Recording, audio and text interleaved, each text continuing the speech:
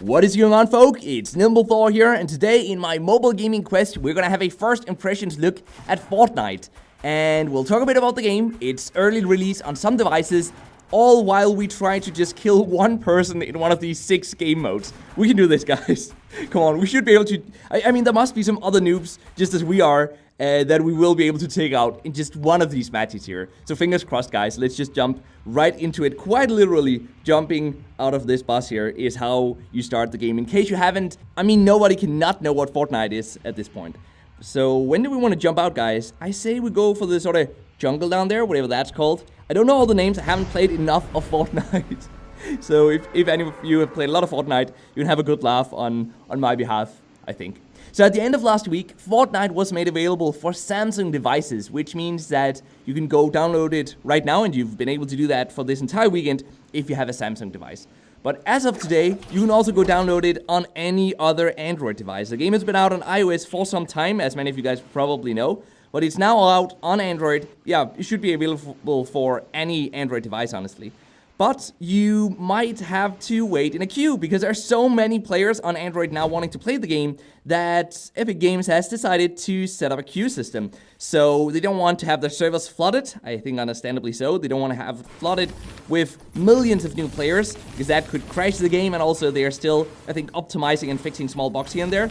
So they didn't want that to happen, so therefore they've made this queue system, and you guys might hit that. In which case, well, I'm really sorry about that, guys. But you should be able to go play the game fairly soon in any case. Let's open this crate there. There's only ammo. There's another guy here somewhere. Oh, there he is, guys. There he is. Let's see if we can take him out.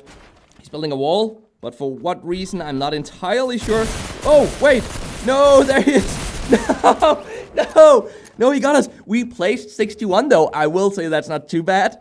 But, I mean, out of 100. But we died so quickly. Oh, so quickly. Guys, what happened there? That is just Fortnite for you, though. The game is insanely difficult. And by the way, guys, if you do want to play this game on Android or iOS, I've left the download links down in the description box down below, as I always do. But one thing to remember is that Epic Games has decided to launch the game outside of Google Play, which means you'll have to go download the client from Epic Games' website. And I'm really curious to see how that will work out for them. Obviously, Epic Games here is trying to cut out Google's 30% that Google normally takes of in-app purchases, and Epic Games is trying to gain that. So I think they're just expecting that they will at least have 70% as many players as they would on Google Play. I assume that's how the math adds up. But I'm not sure they will really succeed with that. We haven't seen any, well, we've seen some, but we haven't really seen a lot of games launching outside of Google Play. So how well the game will actually perform in terms of download numbers and revenue, I'm really curious to see. What do you guys think about that? Do let me know down in the comment section down below. Let's try going down at a different location this time. How about we go all the way over there? There's probably not a lot of players over there, so let's aim for that sort of small city area over here. Do you guys see that? One way over here.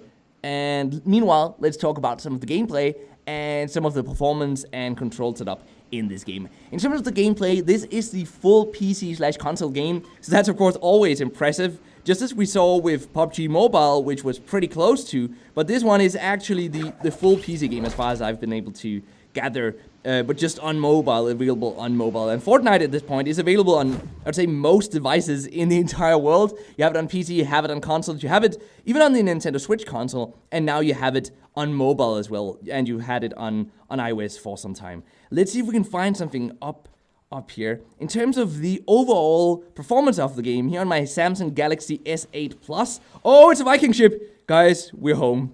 We found our home. We're finally home. How cool is that? Oh, we're being shot though, again. Oh, no, no, no. Won't let this happen once more. Seriously, I hate this game. Guys, I hate this game. But in terms of the performance, I feel like the game could definitely use some optimization. Overall, it feels a bit clunky at this point, especially when you compare it to PUBG Mobile. And although the controls actually work great, you might want to go into the settings and just change it up a little bit. There were some issues, on my end at least, in terms of the sensitivity on the left joystick controller in particular. But luckily you can go in and you can change all of that through the settings up here. You guys can see we have quite a few settings for the touch sensitivity, and we can even change some different control settings, which I found kind of interesting, such as sprint cancels reloading. We can turn that on and off. Reset building choice, aim assist, turbo building, whatever that is, but we can turn it on and off, and you guys should definitely go play around with that for a little bit. And also guys, if you're having a hard time finding a match, just go in here and in the matchmaking region, change that to something higher, to a higher number, and that will mean it will search for servers in a broader range. So you should be able to find matches much faster. So here at the end, I think it's time to talk a bit about the monetization overall. The game monetizes through selling cosmetics, so it's a fantastic monetization, honestly. And one of the things that most players buy, of course, is the Battle Pass. So the Battle Pass will give us lots of great loot as we level up, and we can of course equip that if we want to look cooler than most other players. Except for the fact, of course, that most other players also have that very same loot. But that's how the game monetizes. They're a great game overall, great monetization, and I think you guys should definitely go check it out if you're interested in these types of games. I did find the building experience kind of difficult on mobile though, because you have to do so much at the same time. Probably easier with a controller, definitely easier with a keyboard and mouse. I think that's going to be my final conclusion on this game. So it's a great game, but it might be a bit too difficult for most of you, at least me. Personally, I don't think I'll continue playing this game simply because it's a bit too difficult, honestly. But now, for the fact of the day, which is that the quarterly financial report from NetEase shows that the company earned $2.5 billion this last quarter. That's just within the last 3 months.